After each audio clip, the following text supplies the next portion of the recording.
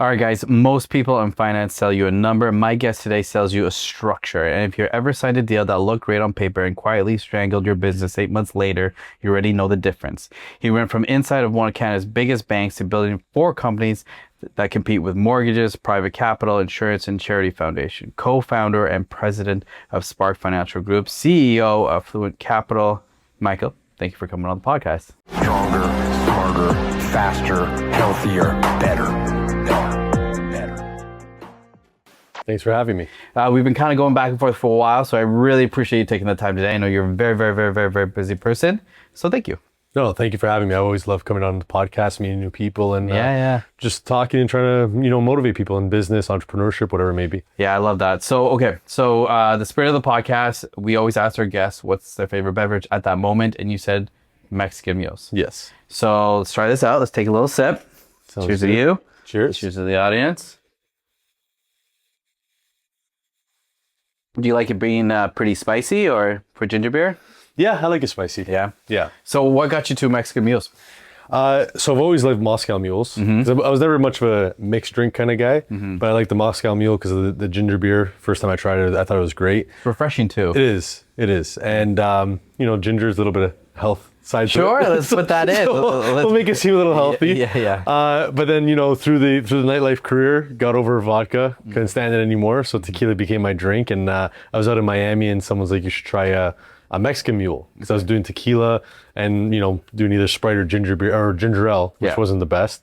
And she got me onto Mexican mule and now that's been my drink. It's my go-to. Do you like bourbon?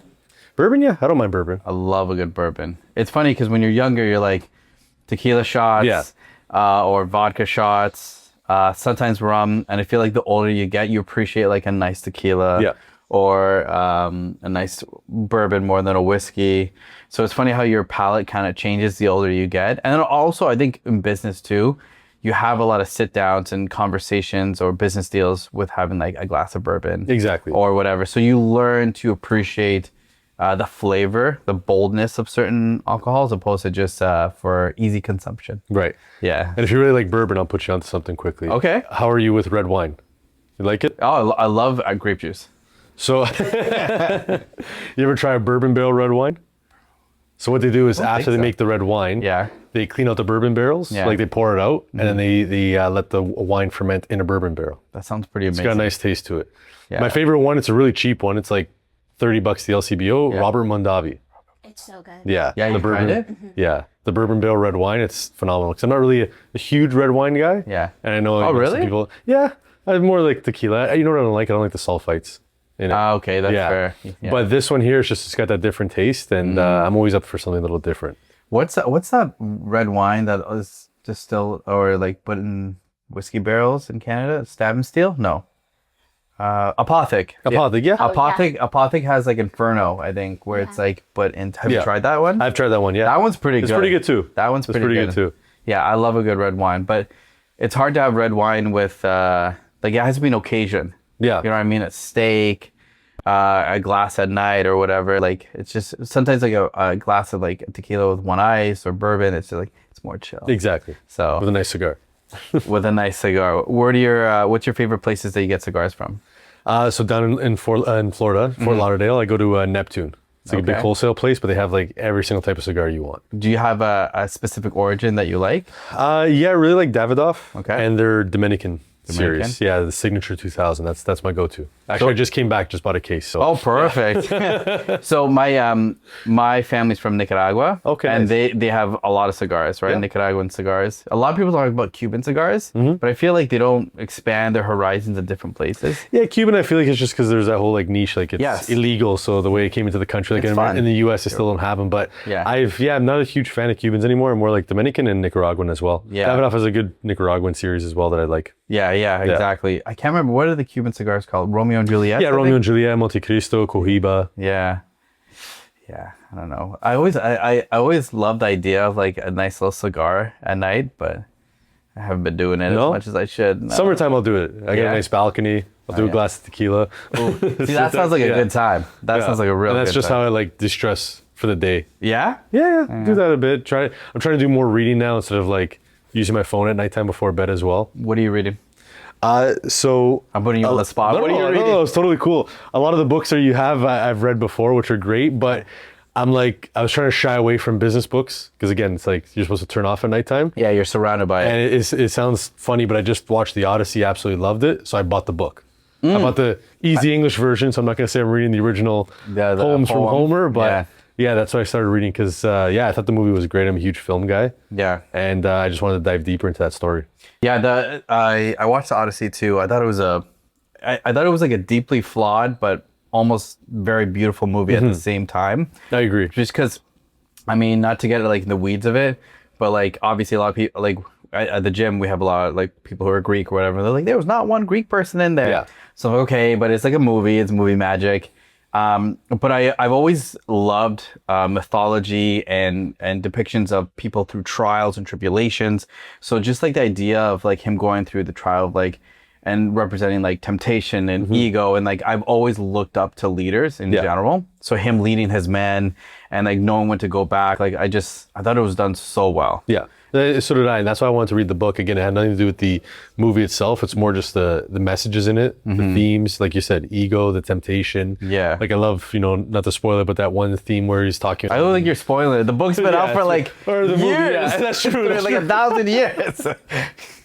But there's that one part with where they're speaking with all the soldiers, and it's like Hades on the beach. Yeah. And I always butcher the guy's name, Amedagno. It's such a crazy name. Megamagnon. The aura farming guy. Yeah, we'll call him that. Yeah. And what I love there, because it portrays a lot to business, is where he said, I went back looking for praise and everything. He's like, go back quietly. Yes, that's the only reason why he didn't come in disguise. Yes. That is actually very, very and that stood out to me a lot, because in business, a lot of people, they always say, hold your cards to yourself. Don't tell others what you're doing and whatnot. And I don't know, it's a lot of what do you call it? Connections there. I find too with like specifically the Odyssey, like it's just written. I mean, I can only speak on like a male's perspective, but I find it's just so interesting because it's such a good conversation about battling like temptation or sins in any kind of way. And then also ego. Yeah. When it comes to leadership, how you're gonna lead, and it's just like it's the original hero's journey. Exactly. The original hero's journey that from then on, writers and other people, movies like framed. Okay, you get a character that you love and you appreciate and you respect, and you put him or her in like the worst situations to test their morals and test of their objectives.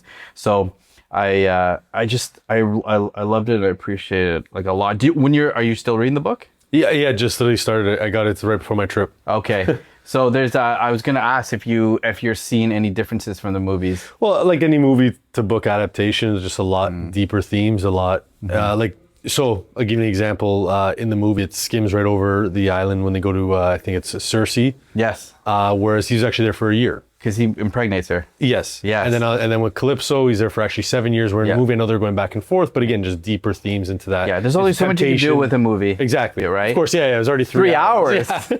Oh my gosh, it's so long. So, and I like it too. I hate when they break it up to like 17 parts. Like they made like, 10 movies out of it. It was nice that the way they did it, just all the main themes. Yeah. So I thought that was great. But that's why, again, I wanted to dive deeper into the book. Yeah, the book is crazy. And then even at the end of the book, do you know the end of the book like completely? No. Oh, okay. I haven't. Yeah. Well, I was gonna say spoiler alert, but like he goes on another odyssey. Like he goes on another trip.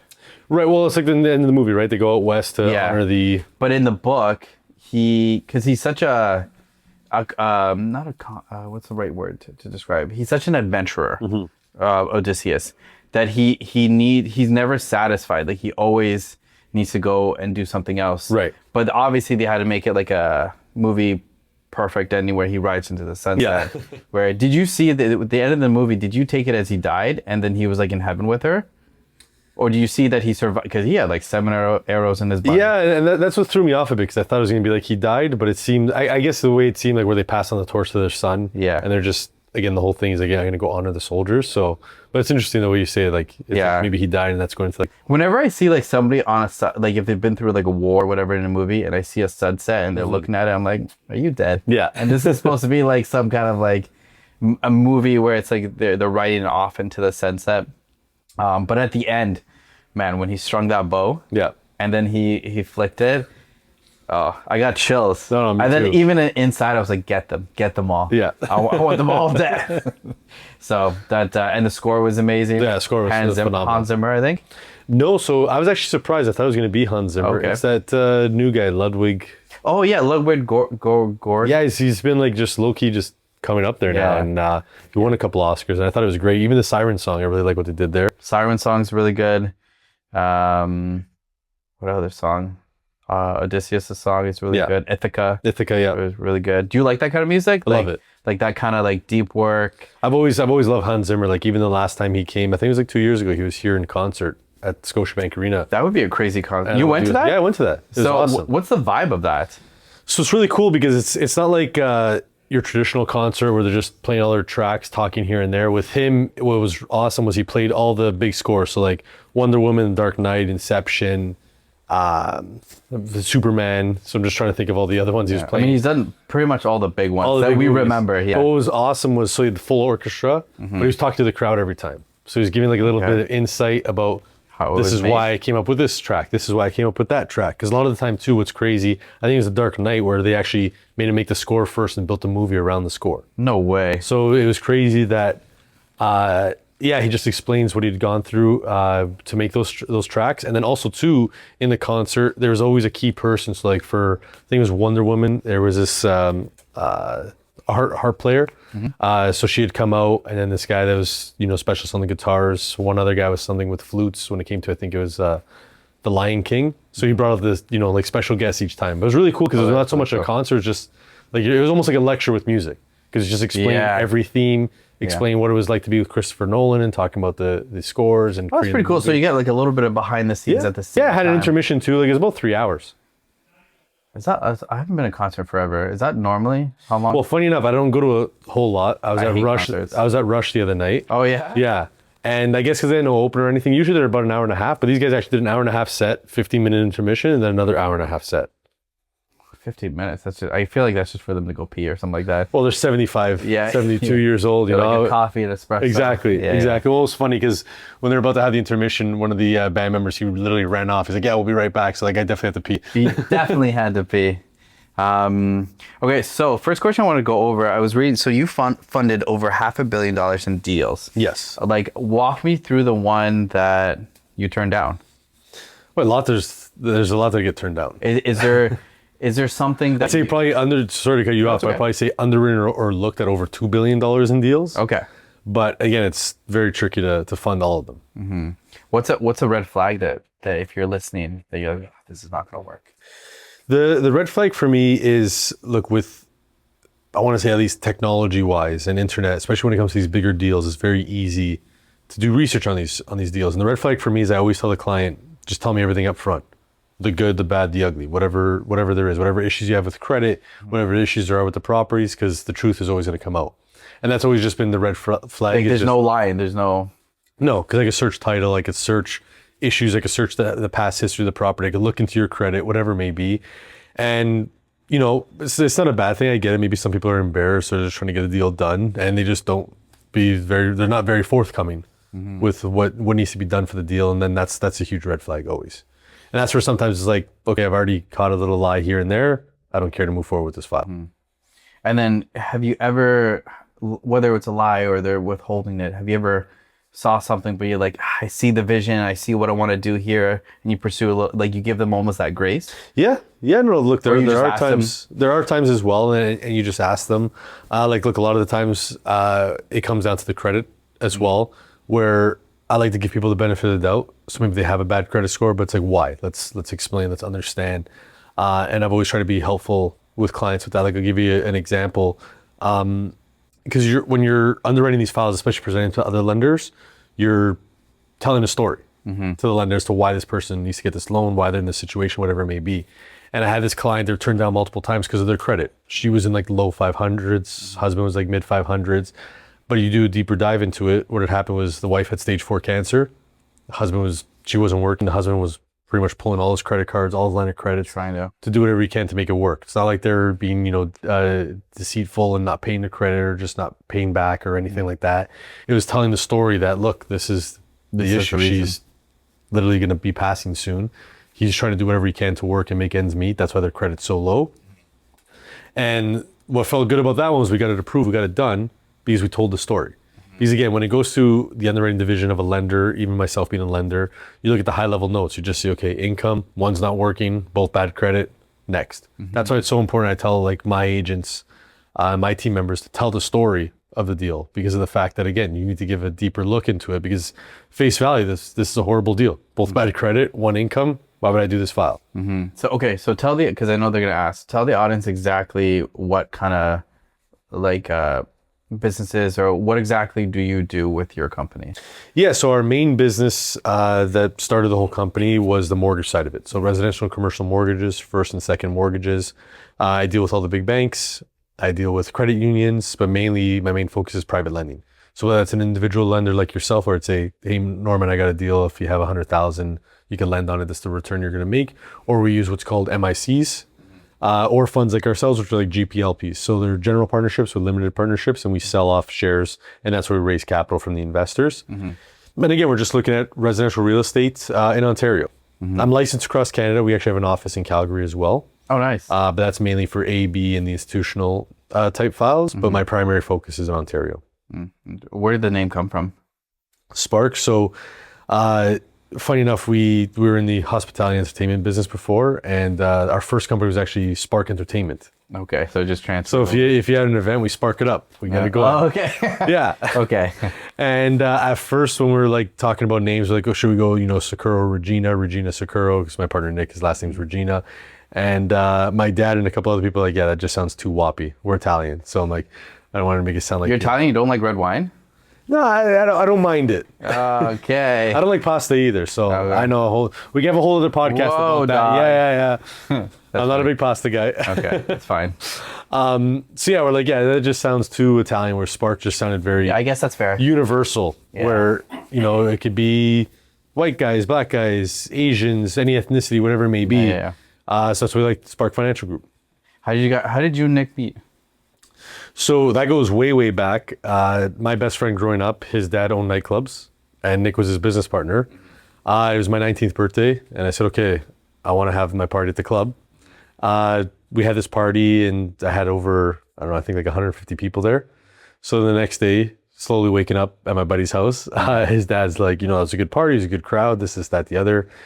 You guys think you could bring those people like that all the time? I said, yeah, sure. I said, it's friends from school, university, hockey is a collective of different people. And he's like, you should be my partner, Nick. He's got the largest promotion company in Canada. I'm like, okay, what's that? He's like, well, you bring people to the club, we pay you for it. I'm like, all right, sweet. He made that introduction, and that's where we got to start working together. I was working under him. I started like a sub-brand of his company called NRG. So we started in like the Woodbridge Vaughan region. And then slowly took over the promotion side, and then we got into partnership on a couple of events, a couple of nightclubs. And then before, it was funny, everybody thinks we did the whole finance side because of COVID. It was actually before COVID, because I was always in the finance side. That's my background. What I went to school for, I was working at TD while doing the nightlife stuff. But it just so happens, like, at the end of 2019, we're like, this industry's sort of dying. And again, this is before even knowing what COVID was a thing. Let's get out of this, what's next? And I said, I want to move into the finance space full time. And came along for the ride. That's so interesting. Were you always like a pretty outgoing? Because if you work on that club side and all that stuff, talking to people, you have to be a pretty larger than life person, great with chatting with guys, girls, everything. Have you always been an extrovert? No, even to this day, I'm still I call it an introverted extrovert. Yeah, I'm the exact same. My social battery will run out. So you put me in a setting, I'll do great. We'll have a conversation, but trust me, I don't mind being locked up for 5 days after by myself. I'm totally cool with it. You know what I mean? Yeah. So I guess I've always been outgoing. You put me in a setting, I've always been able to have a comfortable conversation, never be awkward with people. Like right now, it's my first time meeting yourself and your team. But it's, it was always a bit of a challenge because you get a lot of other people that are just very outgoing, very social. And I don't know, I don't want to, I feel like being an introvert or extrovert, sometimes it comes across maybe fake. I don't think so. Because it's not like you're forcing yourself, but you're just trying to.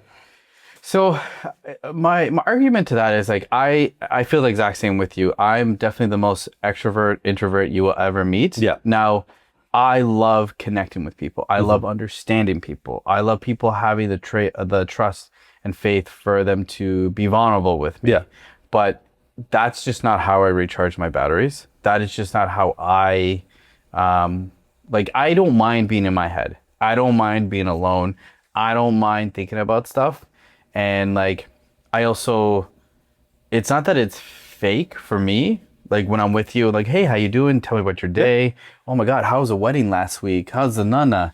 Everything like that. I generally care, but for me to recharge, to be better, I gotta be alone for a bit. Right. I gotta be alone. 100% agree. So it's just, to me, it's just like in order for me to do what I love, which is connecting with people on different scales and different levels, the offset to that is I need to be alone, which is so funny because it just it seems like either grumpy or fake, but it's just, I don't know. I can't imagine, like I have one of my best friends is exact opposite.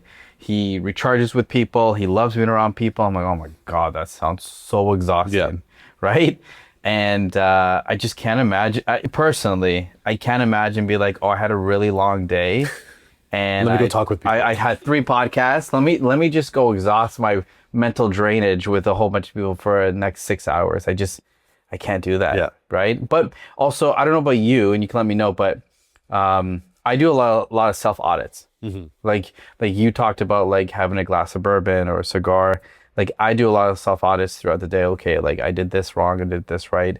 And that's what I mean where I don't mind being alone in my head. It doesn't scare me. For you, do you do that? Do you audit the day? How do you keep yourself consistently on the road that you walk?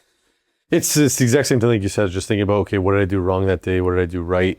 What can I do to be better, preparing myself for the next day as well? A lot of the time it's dealing, like that's what I've been loving about the AI side of it. I have like Claude, it does my daily insights for the morning. Dude, don't get me started. I just got into Claude and everything. I just made an AI assistant named Frank. Yep. And I have my projects, and I'm the exact same. Yeah. Sorry, I got excited. No, it's all good. Okay, so tell me about it. So I've been loving that because what I did was I set up a morning routine skill. Mm-hmm. So it says, okay, here's your day. Like it said to me today, here's the podcast, it's in Aurora. Here's the notes. Like it's just smart enough to pick up that you sent me the invite. That you also sent me that email. So it gave me the notes and some things I should be talking about just based off of. You shouldn't maybe. Yeah, and some things I shouldn't based off what I learned about me. And then it gives me on Friday I do like an end of week review. It does ask me some questions for next week, what I think I did right, what I think I did wrong as well. Mm-hmm. And then every day I have it where it just gives me okay, what did I miss today? What were some important emails that maybe I should have got back to? What's some stuff that maybe I left for today that I should be getting to tomorrow? Mm-hmm. And then just a self-audit, just again, to-dos, what I did wrong, just making notes and saying, okay, be better at this, be better at that. And to be honest, I think it's just at nighttime, just trying to shut off. Like the self-audit is great, but then it's like, okay, now it's like, let's just shut off and not reflect on anything. Are you pretty good at shutting off? No, horrible at it. I'm getting better now. I feel like I've changed routine a little bit. I really tried to stop doom scrolling. So I feel that was just, yeah, it is. Cause it's made for you to doom scroll. Exactly. It's literally like people behind making for you. Yeah. To do it. So it was that. I'm not a TV guy. So again, when I was watching TV, I just still get distracted because of. But you're a movie guy. Movie guy, yeah. Huge movie Spider-Man? guy. Love Spider-Man. Yeah, did you see it? I did. Yeah. It was long. No, I can't do more than 2 days with these movies being out. I'm a huge superhero I'm the nerd. exact same. I already bought my Doomsday tickets. Oh, no way, really? Yeah. I'm the exact same. As soon as they announced it like a month ago with the Infinity Vision, I bought those ones. No way, really? That's so funny. So I'm the exact same. If I can't see it Friday, Saturday, Sunday, I would just wait. Sunday's my cutoff. Yeah, Sunday's definitely my cutoff. Yeah. Yeah. I love a packed movie theater. Yeah. No, me too. I don't know why. I just like the vibe of like. I like the reactions too. Yes, certain things. exactly. Oh my God, we're best friends. Coming to Doomsday with me? Yeah, 1000%. That's so funny. But yeah, so movies are great too, but what I've really been doing to cut off, because it's like I have to focus in on it, is cooking. I've always loved cooking. Okay. And let's switch up. Okay. Yeah, I've been living on my own now for a year, and it's been great. I love cooking meals. My friends, I send pictures and they're like, why are you becoming like a private chef? I'm like, this is just how I shut off, because I just focus on the recipe. My hands are dirty, so I can't touch my phone. Mm-hmm. Oh, okay. And that's just been my thing. That's fair. Yeah. So for me, I'm really, really good at shutting off, unless it's like something freaking dire that just happened. But so my martial arts coach taught me because I used to have like really bad insomnia when I was younger, and I would think about a lot of things and just doom scroll in my brain. Yeah. Basically. So what my martial arts coach taught me is when I was laying down, he's like, lay down, think about everything that you love and care about and grateful for, and slowly take it away, and then slowly put it back. And then at the end, you will find you're so grateful because you put yourself in the situation where it's gone. Yep. And then slowly put everything back one by one, and you will feel that sense of relief.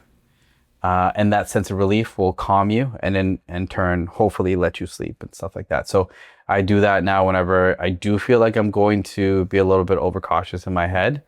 And I can shut off pretty quickly. But that's just a tool I have. We're obviously not saying for anybody, you don't have to, like, that can be dangerous too, because then you can be like, oh my God, I lost this and I lost that. You can go down a rabbit hole. Yeah. But that's why he said it's very important the moment you take something off the board, put it back on the board slowly, and then relish in how grateful that didn't actually leave. Yeah. So for example, like we have our gym.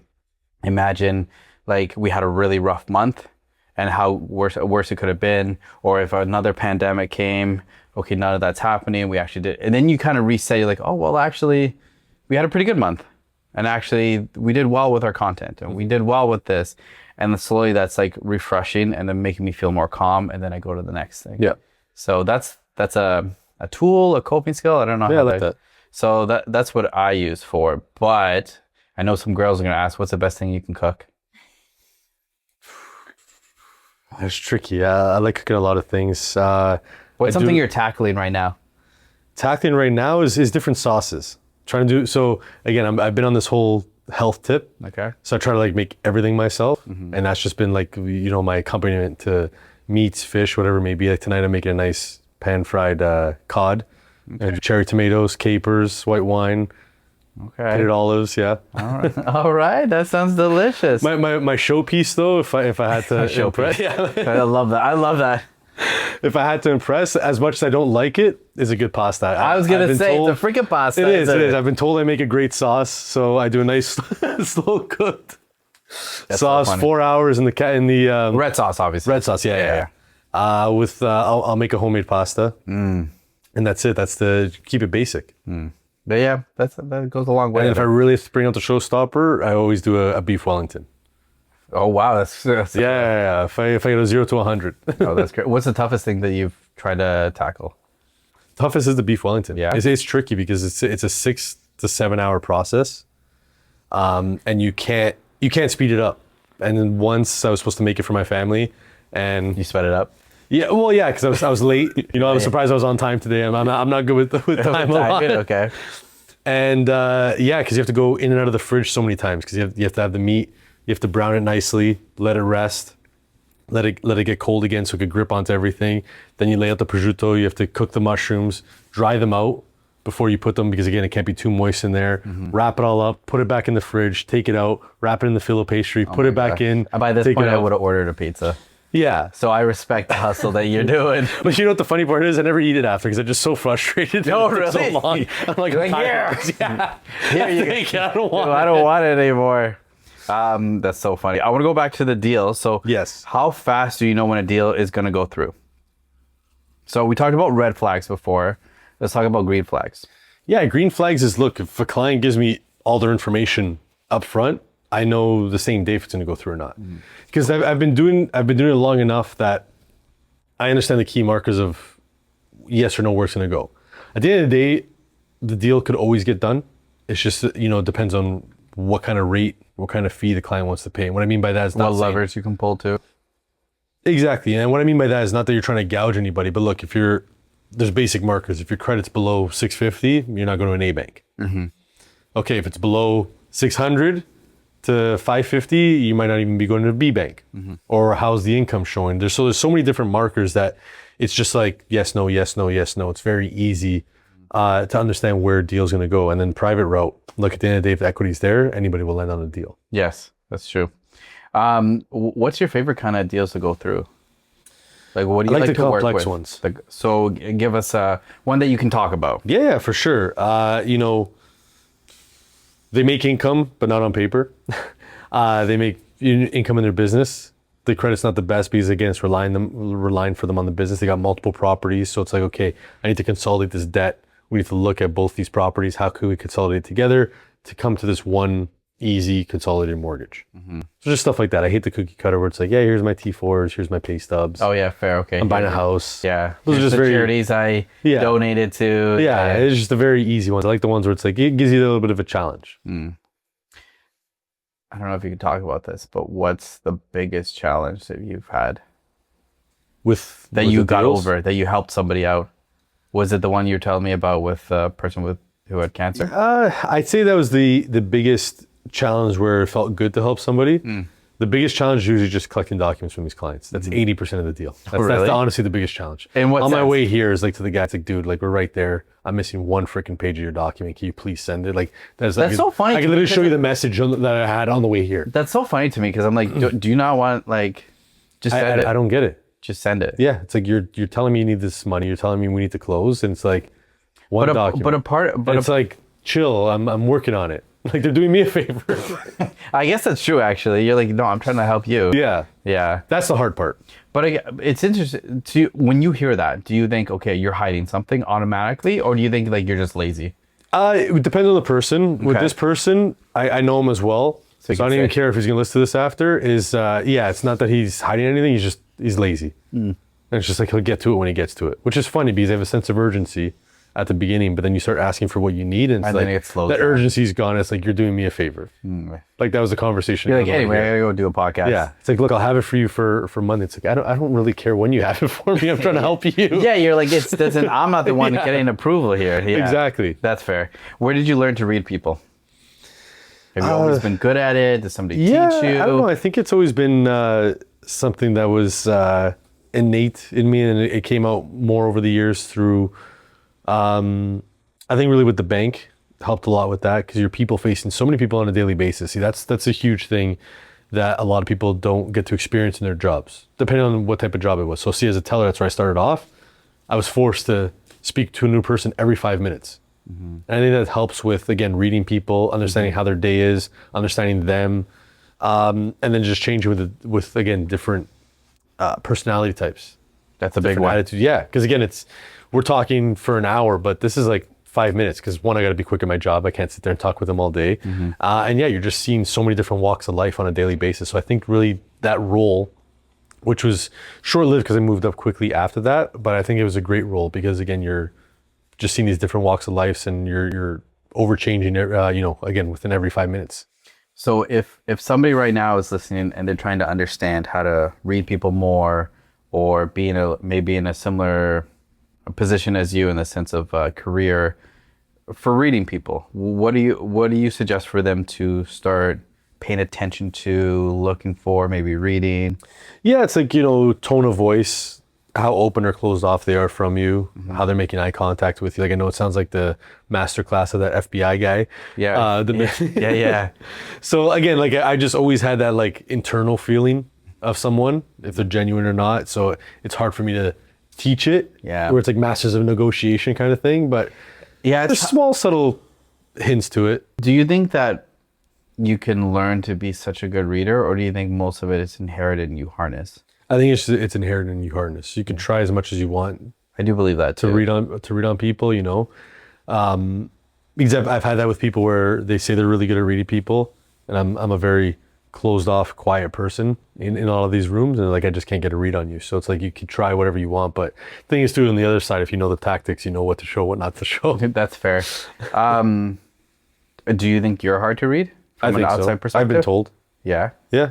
Do you take that offensively? No, I like that. Yeah. Yeah. He's an international man of mystery. That's funny. Who can cook? Yeah, exactly. Who can cook? Exactly. Exactly. I listened to a lot of, it's funny you brought that up actually. I listened to a lot of like an FBI negotiator and all these podcasts, and they talk about so many interesting little intricacies. Like for example, you mentioned before, but eye contact.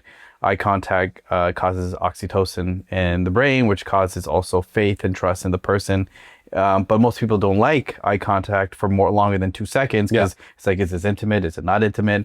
But if you're trying to understand somebody, you're trying to have trust in somebody, or them having trust in you, you do have to create that intimacy in a sense, right? For sure. So it's almost like being comfortable with uncomfortably close to somebody right away, right? And then also not being too much. So how do you, when you meet people and you're talking about deals and trying to understand what they want to do, make them feel comfortable? I think it's the best way to go about it is just not talking about the deal. As crazy as that sounds. It's getting to know them, making a joke here or there. Like, the deal's the end of it. You know, I'll give you an example. Like I was just saying, I was just in Fort Lauderdale, and I had a couple business meetings when I was out there. And one of the guys took him out, and it was just to hang out. You know what I mean? It was just a client of mine. We're already working on some business, but it was to grow the business further. And the end of dinner came, and the bill came. And he's like, so we gonna talk about anything? And I'm like, what's there to talk about? I said, tonight was just to get to know you. Thank you for the business. I wanted to take you out. And I think, and he just felt really taken back in a good way of that, saying, like, you know, a lot of people, because he's a big builder, and he's like, a lot of people always just try to sell me. And he's like, I like that you didn't bring up. Yeah, I said, there's nothing to bring up. I said, we're already working together. That's what we're doing on a daily basis. This is 9:30 at night on a Thursday. The last thing you want to do is talk shop. So I said, I just want to hang out and get to know you better. So I think that's what really helps is, you know, people come across maybe as like the greasy car salesman when it's just, all right, so this is what we could do for you. This is, you know, what we could talk about and what we could get done. Like, funny enough, in the same trip, I had another dinner that was like that, and the guy just got right to the point and trying to sell me on something, and I was the client, and it just felt just very disingenuous. It's like, why do we even go for dinner then? We could have just had a meeting and you could have just talked to me about this during the day. Why do I have to We could have had a Zoom call. Yeah. Because if I'm not going to get to know you or ask me about certain things or other aspects of my life besides the business side of it, we don't have to go for a fancy dinner and you didn't have to waste 3 hours because my social battery is already running out. Yeah. You're like, I got 2 more hours. The beef bulletin's ready in 10. Yeah, exactly. Yeah, that's funny. So I think that's the art of the deal, if you want to call it, is making them feel comfortable first. Yeah, I definitely agree. So when you say you've had modest beginnings, give me specifics. So what makes you feel like you had modest beginnings when it comes to your career? Yeah, I think, well, you know, nothing was handed. I'm not going to say it came from, like, you know, poor family, this and that. Like, that's my dad's story. He came from a poor family and built his way up. What did your parents do? So my dad's a CPA, but he hasn't practiced accounting in over 20 years. He was a CEO for a couple larger companies. And then my mom was an accountant as well. Yeah, so she's been, she stopped working like early a lot of numbers 2000s. In the family. Yeah. A lot of crunching numbers on a Friday night, dog. Exactly. Exactly. It's funny because both of them told me not to get into that, but that's what my background is, accounting and finance. So that's funny. Had to follow suit with it. But look, they're very helpful along the way. But my dad was firm with it, saying, like, if this is what you want to do and you want to figure this out, you got to figure this out yourself. And I think that's where I like to say there's a modest beginning, because nothing was handed, you know, as much as it could have been, or it could have been helped out maybe a little bit further along the way. It was just very much so doing it myself and trying to figure it out. Even at the bank, you know, we always laugh. It's a very nepotism role and setting. That's why it's so hard to get into the bank. And just got that. Again, it was an advisor that at least recommended me for the role, but it wasn't like it was a family member or anything, and worked my way through the ranks. I was a teller for 5 months. I tried to speed track that, moved up to junior advisor, senior advisor, and worked my way through there. So it's always been just trying to do it on my own. So at that time when your dad was like, oh, like, you're going to figure out, like, I love you, but you're going to figure out on your own. How did that make you feel? Like, were you like, okay, this is like my trial? Or you were like, oh, come on, man, like, tell me a little bit. Because sometimes when you have that younger brain, you're like, just guide me a little bit. And then when you're older, you're like, I am so happy I figured this out on your own, because it's yours now. Yeah. Like, your success is yours. Yeah. So how did you feel at that moment?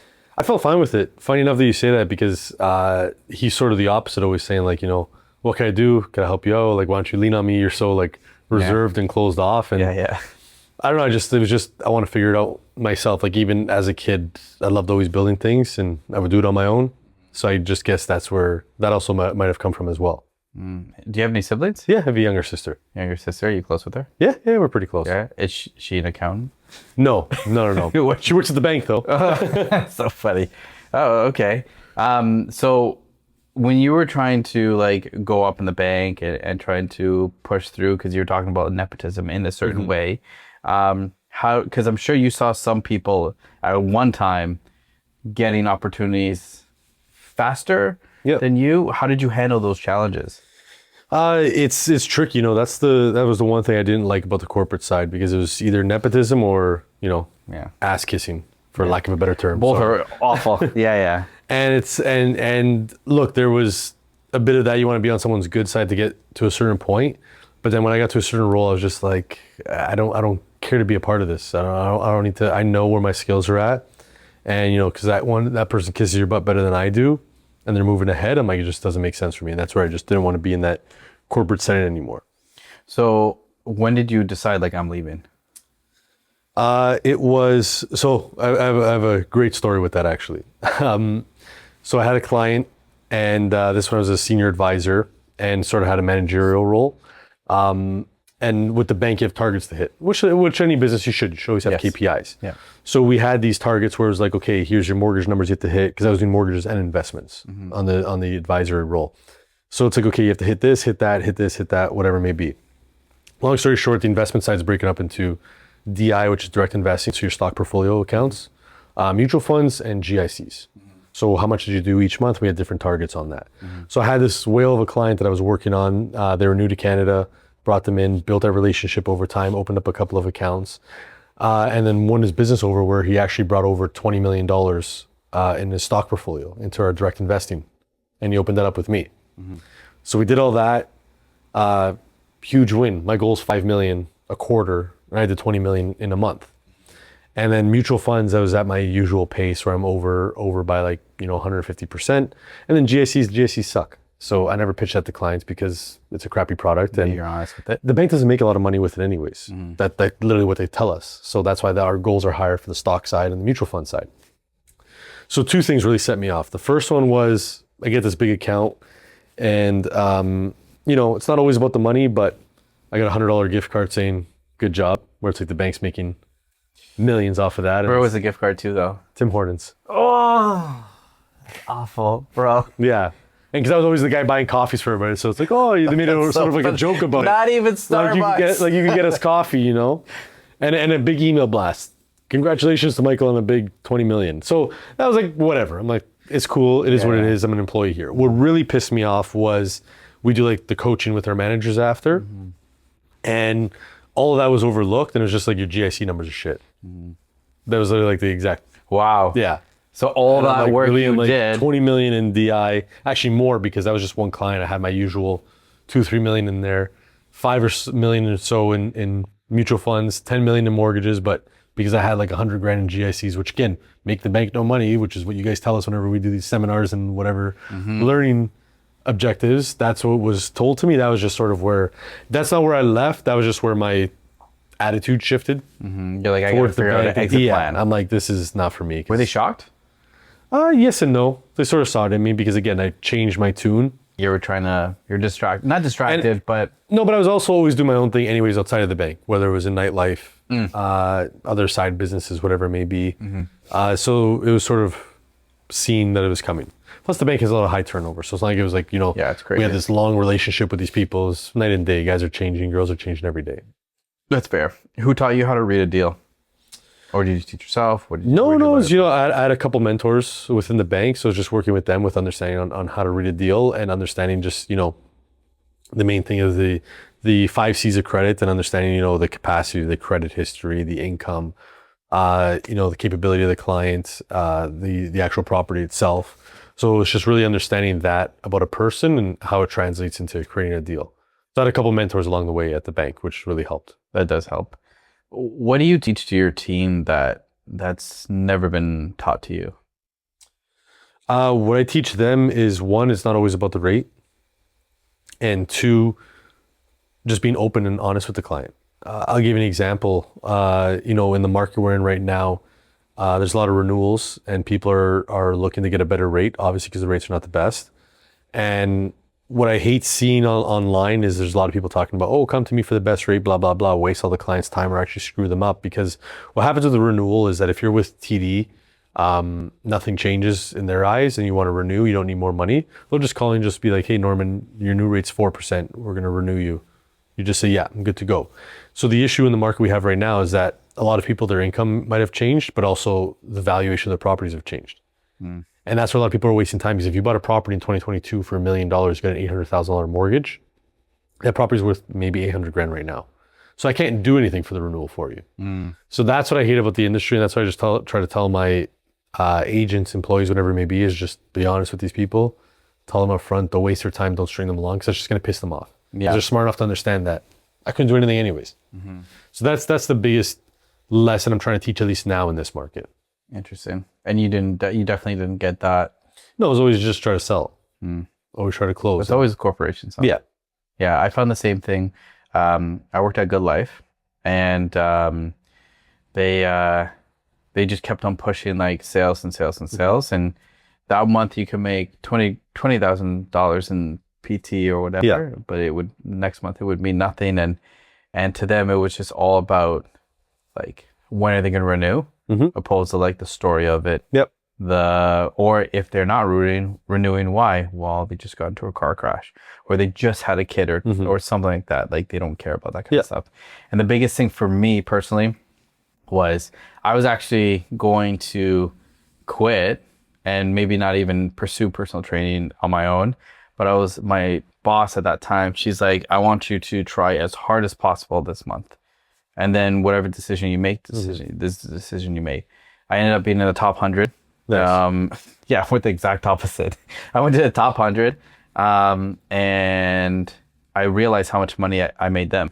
Yeah. And how much I did, which was everything. I mean, you could argue that because they're Good Life, the name and the revolving door, but like, I can understand. For sure, people say the same thing about TD. It's like, you only had that business because of the name, the brand. But it's not like I'm an idiot there. Like, I understand how to promote myself, or I'll do this or whatever. And then I left, and good riddance. But I just find that it's interesting because corporations are so funny, because I'm sure some people who work for corporations who they take care of their people really well, right? But at the end of the day, they are just a number. Yeah, 100%. Like, the moment that they need to slash budgets, you're just a person. Yeah. Or they'll demote you or whatever. So it's like, job security is hard nowadays. For sure. Right? Things are crazy. Life is crazy. Everybody's blaming everything on inflation or whatever. And it's not, I'm not saying that's not a real thing, but it's hard. It's hard when you're in these kind of situations where, what's the term? You eat what you kill. Yeah. Right? So I don't know. I find it very, very interesting how people balance that out. Did you have anything to say? Yeah, no, I was just going to say too, because you just reminded me of something else. It's just another thing that just turned me off is, again, where I was saying, whether you're going to get the business or not, you should still treat the client right and give them the right advice. And that's what I hate about the corporate side as well, where once I actually got reprimanded because a client came, applied for a mortgage, couldn't get it. He had to purchase this property. He was going through, he already went firm. Couldn't get it because his credit was low. No bank was going to take him. So I said to the guy, you should try a mortgage broker. They have credit unions. You could work with them. Yeah. He went to complain to my manager, saying that I declined him and I told him to go to a mortgage broker, and then I got in trouble for that. But you gave him an option. And I said, well, why am I getting in trouble here? I'm like, the guy's got a 546 credit score. I'm like, he can't do anything anyways. Yeah. I just trying to help him out, saying, go to a mortgage broker. You can get this done with a credit union, no problem. Income was good. Everything else was good. Credit was bad. Garbage, yeah. And it's just like, that's where, again, another mindset shift. And that's frustrating. Even these tools they were bringing into, not to make this long-winded, but it's called like a discovery tool. And pretty much all it was turn the screen around. Okay, Norman, fill this questionnaire and it tells you what mutual fund you should be in. And I did a test with that. I brought my best friend in. I said, fill this out how you actually would. And we were 20 something at the time. And I said, for a mutual fund RSP, you should go in a very low risk, which I'm like, this is not financial advice anymore. This is just order taking from a computer. I'm like, this is wrong. You shouldn't go into a low risk. I said, because he's 20 and he's got, another 50 years of growth. You should be in the highest risk on your RSPs, because you can't touch them until you're in your 70s anyways. That is true. And that was always a lot of internal issues, because it was funny. I had the highest retention rate, but the lowest use of this discovery tool, whereas the other advisors had the highest use of the discovery tool, but the lowest closing or retention rate. Yeah, the retention is the most important. Yeah. Because also the referrals on that. Exactly. That's crazy. So you and Nick co-founded Spark. Yep. He's the CEO, right? And you're the president, correct? Yep. How did you guys decide the roles? If you can speak on that. Yeah, no, for sure. To be honest with you, it's both sort of the same thing. We just thought, I hate those companies that have like co-CEO or co-president. I thought it was always dumb. And because it's just a title. Oh, you call me the janitor for the company for all I care. Yeah, you got work to do still. Exactly. Yeah. But the whole CEO thing is he's older and it's just more of a respect thing. He's one of my mentors as well. So I'm like, yeah, that's your thing. I'll take president. Yeah. President sounds nice. Yeah. So when you guys are, We always just say owner anyways, you know what I mean? exactly. And honestly, it's funny because when you're doing that, filling out those roles, you think of like nobody actually cares. Like when you're talking to people, like when you have a job to do, you'll do it. Yeah, exactly. Exactly, right? So when you guys are talking about things and conversations about like if you guys are have conflicting ideologies on things, how do you guys break a tie? It's really just trying to, one, break it down more and understand each other's, cons to it. And two, sometimes just getting an outside opinion, just saying, okay, what do you think is best? Or three, what we've done a lot of times is let's just try both options. Oh yeah. Give each other a chance. And you guys are pretty good at like, I don't want to say conflict, but conversing when it comes to that friction. Yeah. Yeah. What's the longest amount of like arguments or like conflict that you guys take a day? Yeah, I'd say like a day. Yeah. And then you come back the next day, you're like, well, we're guys. we're good. We're good. We'll be fine. We'll be fine. Yeah. We'll go get a beer and wait after. Exactly. We'll figure this out. When someone walks in with a good business and a bad balance sheet, first 10 minutes, what are you looking for? The person, how they are. Because again, the business is the business where, again, let's use my business with mortgages. I don't do anything special. If you got your license and I have my license, we both have access to the same lenders. We both have access to the same tools, whatever it may be. What makes a difference is the person. And that's a lot of the time the case in the business as well. So maybe there could be the balance sheet is lower because of the economy and the type of market that we're in, or maybe their marketing strategy, whatever it may be, but the person is solid they could build around. I think there's always a viable business. So what kills it instantly? Again, the person. The person, for Yeah, sure. there's not that vibe there or that connection or that passion for it, that's what kills it. If it's just like, I'm just doing this to make money, which I get it. Look, everybody wants to make money. I love money too, but there has to be that sense of helping clients as well. And passion, purpose. And passion, yeah, for sure. Towards it. Or even like a sense of playfulness in the sense of like, oh, I really want to understand this, or I really want to, that probably excites you. For sure. Right. And look, it always takes me back to my grade 10 civics course where the teacher asked, I got a crazy memory and I think of these things, but the teacher had asked, who in here would clean the toilet all day, every day for $500 an hour? I was the only one that raised my hand. And like, oh, this kid's just money hungry. But now I think about that and it's like, there's a lot of truth to that why, she asked that question, because you wouldn't. It doesn't matter how much money. I'm at that point sometimes where it's like, I don't care how much money this is. It's just not worth my time, my effort, my stress, my strain. The time and whatever it may effort is a big thing the older I get, for sure. Protecting your peace. Yeah, protecting your peace. That's very true. You write consistently about structure over rate. Give me the deal where the rates were fine, but the structure destroyed the business. Yeah, so again, a lot of the times I'm a big preacher on the rate, because a lot of clients are very like small-minded with that, where it's like, I need the best rate, but they don't read the fine print. So, okay, before you answer that, the next part of that, why are they so obsessed about the rate? Because the rate just correlates to the dollars they're going to spend. Okay. Which is great for short term, but long term could be detrimental sometimes. So I'll give you an example. We'll use a private mortgage. It's just the easiest to explain. You have open terms and closed terms. So an open term, or a closed term, I might be able to get you a 5.5%, 6% rate, which sounds great for a private. But a lot of the times those are closed for a year, sometimes even 2 years. So what that means, if you want to break this early, you're paying the interest for the next 2 years, regardless if you're keeping that property or not. Whereas I could get you 8%, but it's fully open. Pay it off anytime you want. There's no penalty. So that's what I mean when the clients are closed-minded, because you look at that 2% variance where it's like, oh, but I'm saving 2% a month. Yes, but what are your goals with this property? What are your intentions here? Again, privates are not a long-term solution anyways.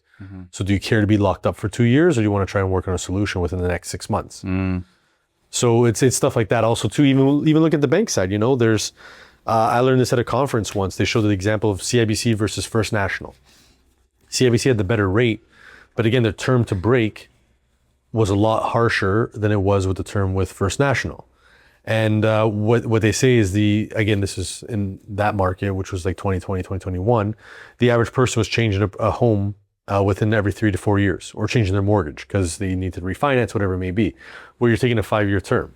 So you're taking that 5-year term and with the banks, we're talking like 0.1%, not like a whole crazy percent. amount, yeah.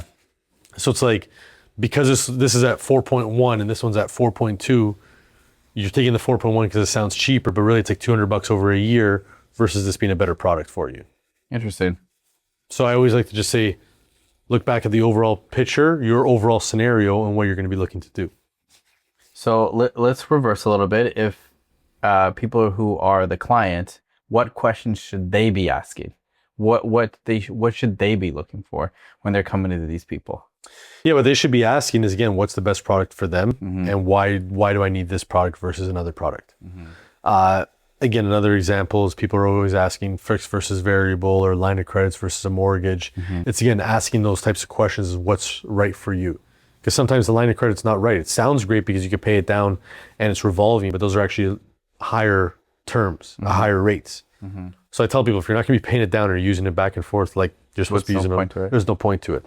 So it's always just asking and understanding what's right for your situation. I think that's what you have to ask. Don't just listen to what the rate in the product is. Ask the questions about why that's a good product or rate for you. Is that a tool or a trap? Both. Depends on who's using it. So it's a tool. Yeah, for sure. So here's how it's a tool. You have a property that you bought. It's free and clear, and you want to grow your portfolio. Well, you work so hard to save up for that one first property. It's going to take you a long time, depending on your work situation, whatever it may be, to save up for the next property. But you have this asset that's free and clear. I feel like you're actually losing money on it. It's like where they say, don't keep your money under your mattress because you're losing against inflation. So where debt's a tool is that, again, $1 million property, you could take up to 65% loan to value. So you could take 65% of the value of that property and get it as a home equity line of credit. That home equity line of credit is at prime plus one. So that's $650,000 now you could borrow. You can actually take that and buy 3, 4, 5, 6 more properties. Because you might only need to put, $100,000 down. If you put $100,000 down, you can buy 6 properties with that. So that's where debt can be a tool, because you're using it to grow your net worth, appreciate your overall assets, and acquire, again, more assets that are income generating. Where it could be, sorry, we were saying a trap. So I said a trap or a tool. Or it could be a trap is you use that same line of credit and you go buy a Lamborghini. Yeah, well, that's a huge Now, if you start a rental company with a Lamborghini, maybe it works. Well, but monetize that a little bit. You monetize it, but other than that, if it's just to play around with, then yeah, that's a huge that's trap. where it's a trap. And that's where a lot of people get stuck with that. They have access to credit cards, line of credits, whatever it may be, and they spend frivolously because they're like, I'll pay it another soon. thing. Yeah. Money and saving and debt and tools and stuff like that for that can be so daunting for people, right? What do you suggest for somebody wanting to learn about finances? Like, where should they go? Where would you tell them to try to at least look for, whether it's a book, podcast, whatever? Books, podcasts, they're all great. It's just trying to understand the basics of it. That's why I always tell people when they're like, what's a great job for my kids? I always push back to the bank. Because I'm like, you get great people skills, but you also get real world experience. And what I mean by that is, I grew up in Vaughan and Woodbridge, where it's, keeping up with the Joneses, people with Ferraris, big houses, trips Italians. multiple times. The Italians, yeah. Let's be honest, bro, Italians. And I learned a lot at the bank where, again, I'd see some of these people that I know who they are, or you see them pull up in a Ferrari and they got $100,000 credit card debt, whatever it may be. So really, well, I guess you see behind the smoke and mirror. Exactly. That's right. Yeah, and that's what I was leaning to, is you see behind the smoke and mirror, which really shows like this is what the world's really like. Oh, I did. Yeah, I guess I didn't think about that, because if somebody comes in, and then you probably see people come in with joggers or sweatpants, and they got loads of money. They cash, but they're low key. Yeah. They're very low key about it. So exactly. I guess that is true. You see, like it's always the perception and smoke and mirrors, like you said. And I think that's why it's great, because people always try to read great books like Rich Dad Poor Dad or Profit First. I've read stuff like that, which is great. It talks about the money side and or just investment podcasts, whatever it may be, but a lot of people don't look at the debt side, and that's where it becomes an issue.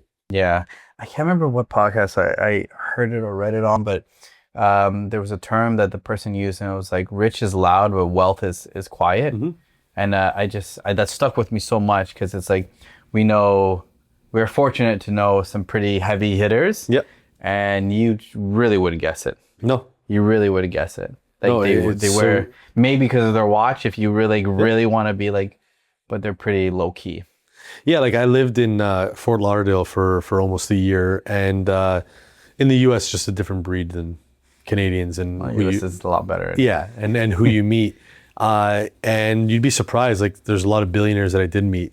Yeah. And I've been to like some of these parties, like friends of mine, they had like multi-million-dollar listings. So they have like an open house. And it's funny because you get the guys, I remember there's this one guy's like in a silk suit, pulls up on a boat, this and that. And you look him up after, he's worth nothing. It was just all for show. And then there's this one guy who looked like a fisherman. He was literally wearing cargo shorts, slippers, and a hat. And the guy was worth $4 billion. You know what I mean? Yeah. And he was super genuine, super nice guy. Where again, the silk suit was just a douchebag. Mm-hmm. Yeah. But isn't that how it always is? It is. That's what it is. Yeah. I think that's why these guys get ahead, is because they're just so genuine and authentic. Mm-hmm. Mm-hmm. What entrepreneurs do you look up to? It's a tricky one. I really like Alex Hormozi. Yeah. I think he's awesome. What do you like about him? I just like that he's raw.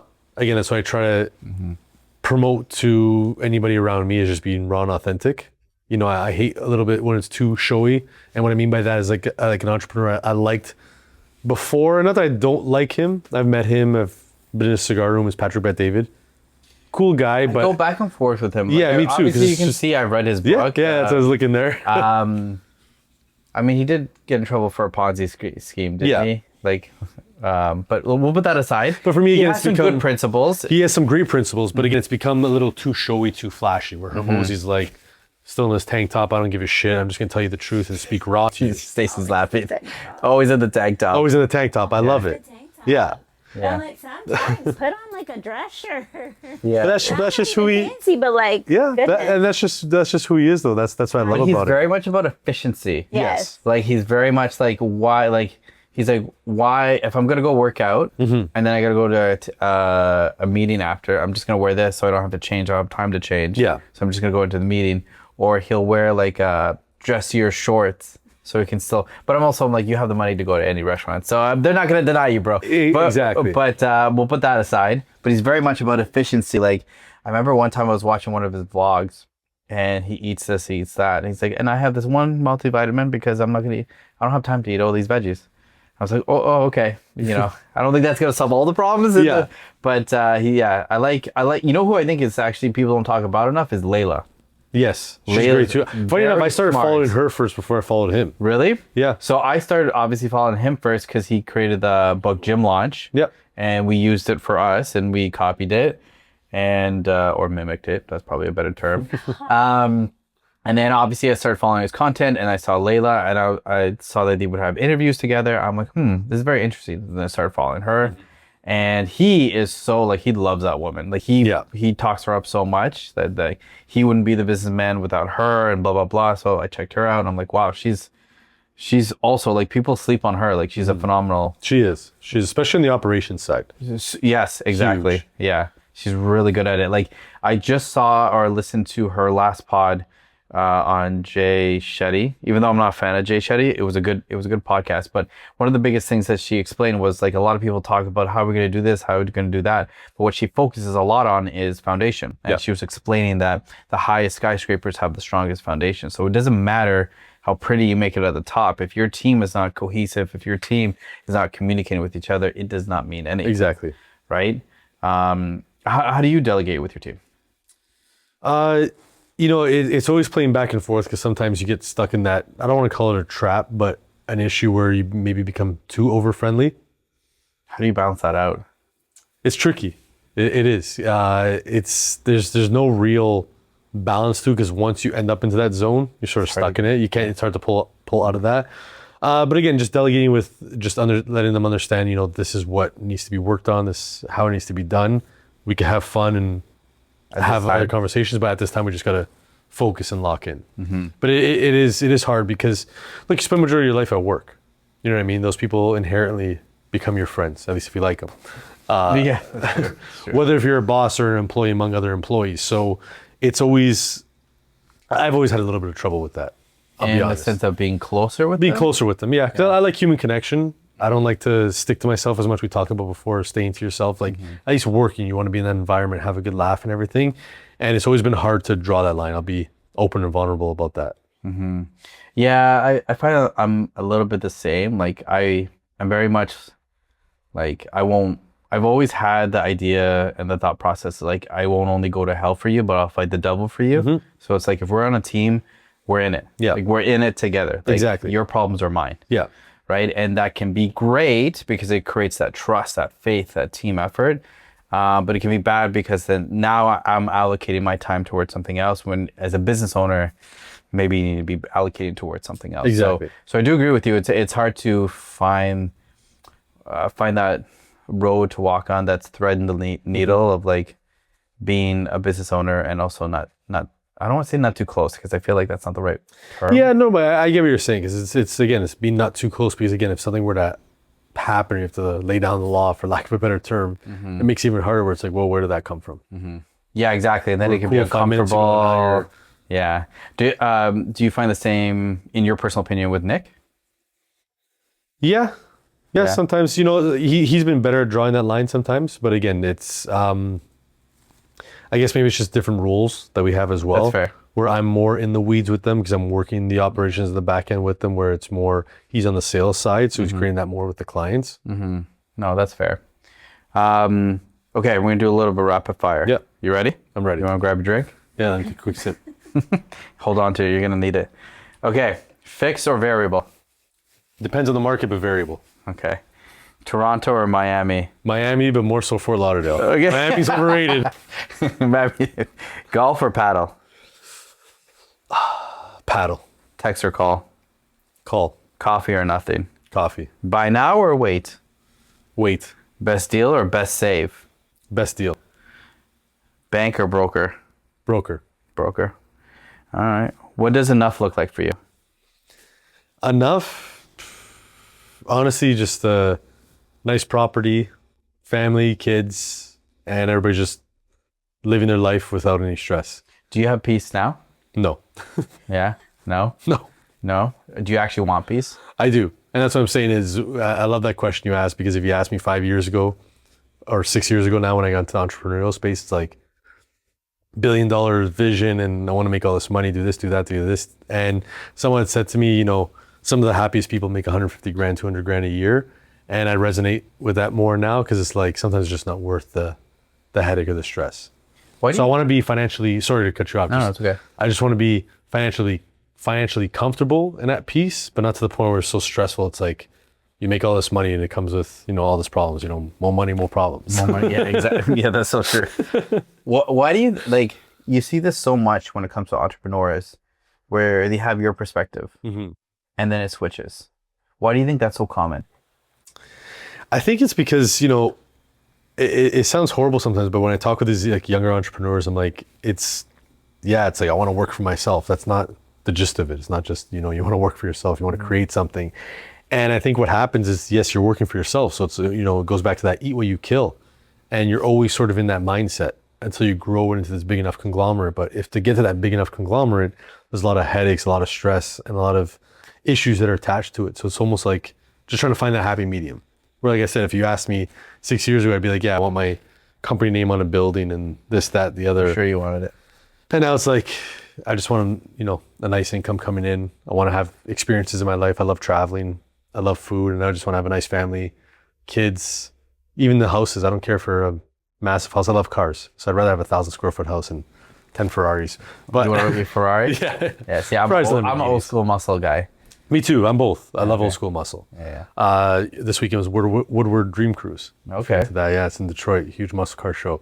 But not to diverge. But yeah, it's just it's always that mindset where it's like I want to have that freedom and make all this money, and I don't really think it's all about that. I think it's the freedom and the experiences, and just enough to make that possible. What do you think young entrepreneurs or founders or whatever the new buzzword is? What do you think they're not understanding about the reality of what we do, what you do? Being an entrepreneur and all that stuff. That it's not easy. It's not as glamorous as what it looks out to be. Again, that's why I always hate where it's like, I quit my 9 to 5 to what? Have a 9 to 9 now? You know what I mean? They don't understand that aspect of it. Yeah, what joke? So we had Jamie from Everest on, and she owns a company, and she's very, very successful. And she says she's the same as you. Like they don't understand. Like there's a meme she read that like made her laugh, and it's like, oh, like I'm gonna be a founder or an entrepreneur. I quit my 9 to 5 to work 24/7. Yeah. And it's like, they don't understand, like, They don't understand that. and the one thing I that just resonated so well with me was that she's like, if you want balance in that, when you're in that season, in that role, good luck. Yeah. Because it's for her, because she's a mom, she has 2 kids. She's like, it's not that the business doesn't come over the kids, but she's like, it's priority in that moment, right? If her husband can take care of the kids in that moment, her priority is in the work and so forth. So I think it's very important for entrepreneurs like you and her to tell people and tell audience, like, the reality of the struggle and the reality of it's just like, it's problem solving, and it's not that it's not what's the correct term? It's not that it's not rewarding, but it's not as romanticized as people think It's it not. is. Now, I'll give you the perfect example coming from corporate to starting my own corporate. When I was at TD, I took a 1-week vacation. You can't bring your laptop with you. There's no phone. There's no nothing. Like, my work phone's my work phone. Privacy rules. We don't have laptops. It's my desktop. It's my login. So I'm gone. Emails are getting forwarded. Clients know I'm out of office, and they're dealing with someone else is taking care of it. And it's great. We just truly shut off and not give a damn what's going on back at work. Whereas with this, It's not happening. it's impossible. No. It's not happening. It's anything that could happen will happen when and especially when you're away. Yeah, that was this whole trip now that I just took, and people are like, "Oh, did you have a good time? You relaxed?" I'm like, "No, I went to the beach at 3, maybe 4 o'clock, till 5 because I started taking away the chairs because that was like my only time where I could do what I want to do." Yeah, and I find too, like, when it comes to, or especially with us, it's a lot of customer relations and relationships, and I would imagine it's the same for you. Like, I pride, whether it's unhealthy or not, I don't care. I pride myself that I reply to people as soon as freaking possible, and I make sure that, like, everything is like quick, and I try to move in an incredible pace.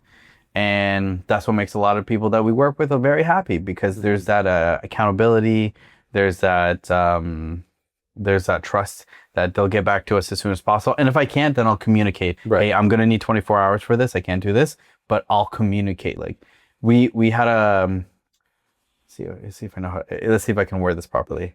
We had a conversation with somebody who is a potential business partner, and the thing that grinds my gears the most is business people who don't communicate at the pace that we do.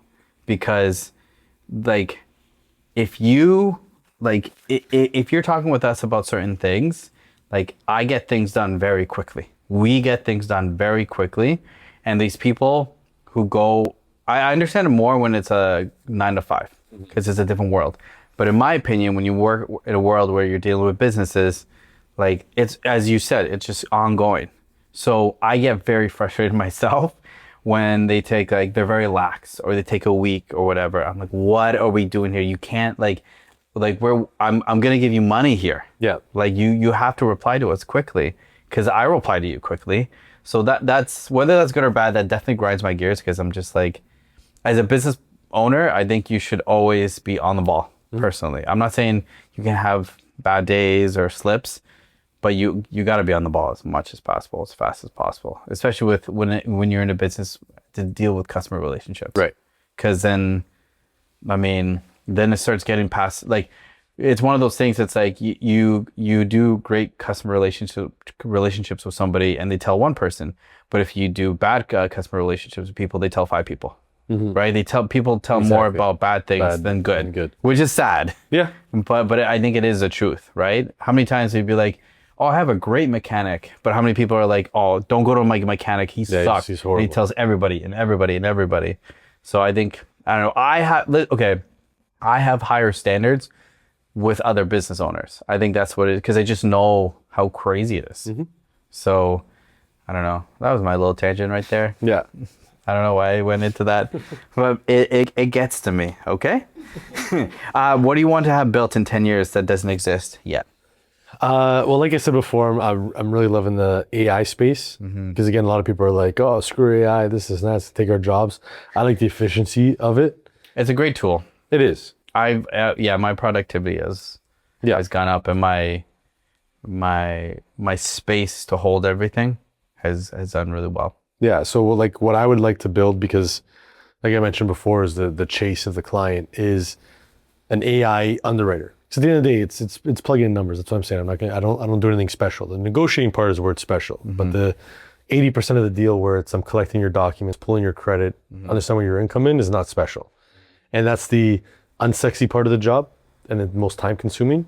And there's not a tool like that right now. There's small little tools, but not a whole cohesive tool that can speak to Norman and be like, what's your income, what's your credit, and actually underwrite it for me. What do you only use Claude? Yeah. Like I use whatever connections are with it. Like I've graduated from ChatGPT. Haven't played around with like I graduated too. I haven't played around with like Higgsfield yet or anything like that. me either. I'm more just on the Well, I just got into Claude and everything Yeah. with projects and co-work, and I'm like, I can't do it. If there's another one that comes up, I'm like, now I gotta go to that one. I put all my memory, put it into Claude and everything. So, but it is a great tool. Describe yourself in one word.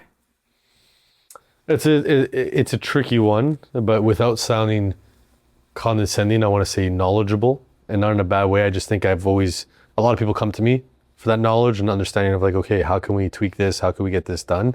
So I think, you could say charismatic, courageous, loyal, whatever it may be, but I think that's always been the core values. I really like understanding how something works. And I think that's just what's my specialty. Is that, again, with tricky deals, complex files, or even structuring certain things in a business proposal, that's what people come to me for. It's just a knowledge of it. What does alpha mean to you?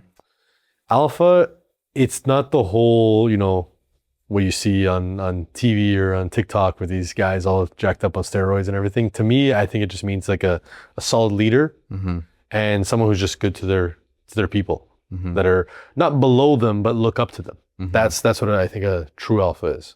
Just a loyal leader that's good to their people. This brings us home. So where can they find you?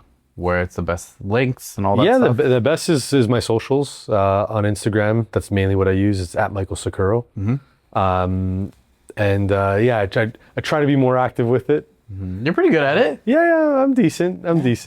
I think you're pretty good at it. But it's nothing crazy like some other people like Nick, where they're posting stuff every day. Nick's really heavy on it. Yeah, he's good at it. Yeah. I still like the privacy part. Yes, I can tell that. Even though I was doing research on you, I'm like, oof, this is hard. That's what I mean to you when we had that call the other day. I'm like, I like to see what he tries to find, because I'm like, yeah, because even when I looked up, I'm like, I'm gonna have to dig deeper on this one. Yeah.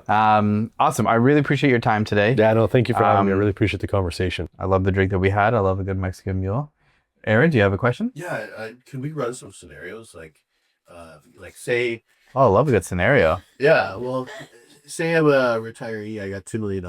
I'd love to have a safe 10% coming in annually.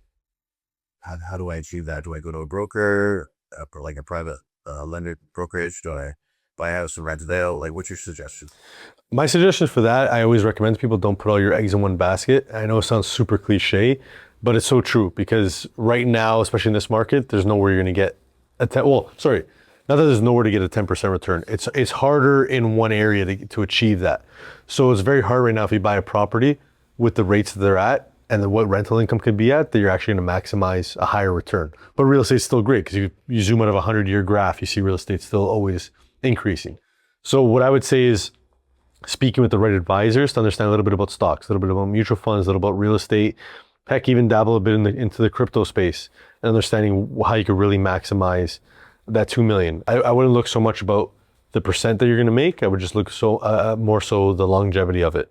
I was talking about somebody most recent where, why has Warren Buffett been so successful? It's not because he had insider trading or anything. He was just very slow and patient with all his investments. So, a private broker, for example, it's a lender. If I would approach them, what are the rates that right now that the private lenders are getting? It varies on your risk appetite with the deals. So anywhere from first, you're anywhere from 6 to 8%, and then seconds, you're at from 8.5 to 12%. Look, I got deals where I could get you 18%, but I can't guarantee you the safety of your money. So it also comes down to your risk appetite as well. There's deals out there I could get you 20, 25%. This might be a silly question, but just realized banks will only insure up to 60,000 and some credit unions 100,000. How, if you say you want $1 million liquid, how do people keep that money safe? Well, it's tricky. So to your point, that's the whole CDIC insurance. And that's what it really means is that, yeah, if the banks were to close their doors, you're guaranteed that money you're going to get back. So when I was at TD, we would do multiple investments in different tranches. We'd have 4 securities to protect them. But the safety is really understanding the broker or the investment firm that you're working with. Because again, nothing's truly safe. The safest thing you have would be the real estate, the brick and mortar that you could touch and feel. Because at the end of the day, especially in this market and this world that we're in, everything is just very thin air. It's internet money, even your deposits you make into the bank. You know what I mean? So you could have those investments, but that's the scary part of it. Someone could shut off the Quest trade, someone could shut off the Wealth Simple, whatever it may be tomorrow, and you never know. So it's a fine line that we play with, but the most tangible asset you could ever have is real estate. Mm-hmm. Well, even, the most like wealthy people have some sort of real estate. Yeah, that's why, some people buy physical gold versus the virtual gold. Mm-hmm. Yeah, it's like, where am I going to store all this gold? But yeah, it's there. It's the internet craps out tomorrow. That gold's gone. Yeah. That you have virtually. You know what I mean? Mm-hmm. No, that's fair. That's great. Where were you? Yeah. Where were you? No, those are good questions. There's a lot of people always ask me about the insurance part, and it's hard because it's like with our fund. So because we're EMD, an exempt market dealer, we don't have that insurance. We have errors and emissions insurance, which protects us for the deals we invest in. But I tell people all the time, like, that insurance is still, it's fluff. Because again, it's air money. You're putting that money into the bank. Yes, it shows a number on your account, but at the end of the day, here we don't worry about it too much because we have the big 5 banks and they're not going to disappear, but never say never. Whereas the US, you get these thousands of banks and they could just disappear tomorrow. So they can also be hacked. Like I remember the first time, like this is 2008, I went to buy my first car and I went put my debit card in to make my down payment and the money was gone. Yep. Right. So it's like, that's got me like, okay, I don't want to keep $100,000, $200,000 in the bank if it's not insured, because I eventually got that money back. Right? 100%. Because it's insured. Yeah. But if you're hacked and you have like $1 million in the bank, what happens? Exactly. That's the issue. It goes through a process of investigation. And look, even not even having the money in the bank, I'll give you a quick story. I had a client that made a draft for $200,000 that he had to bring to his lawyer for a closing of a file. And I guess someone scoped him out at the bank and followed him, and they robbed the draft from his car. No way. Yeah. And you know what the bank said? It's going to be up to 2 years to get that back. Did you get it in 2 years? No, we're still in the 2-year period. Oh my God. Because they want to know, did you fake the robbery? Yeah. Was it BS? Yeah, I guess they cross their eyes. Exactly. So cross their eyes. Dot their eyes. Yeah, dot their eyes, they cross their T's. Oh my gosh. And then, it's just so much paperwork you have to fill out. They wanted to put up a $200,000 GIC before they're like, okay, if we're going to give you or release this draft, you got to hold the 200 grand here. So it's like, even if it's your own money, they're still making you hold it there. So it's tricky. That's why the real estate, even real estate can still get stolen, but it's a lot harder to steal a house than it is to steal a draft or a debit card. That's crazy. Any more? Thanks. No, that's everything. Yeah, no problem. Awesome. All right, guys, if you're listening on Spotify, make sure to give them a follow. If you guys are watching YouTube, make sure to give them a follow also. Like, subscribe, also follow the Spotify accounts. Other than that, we love you guys. Ciao.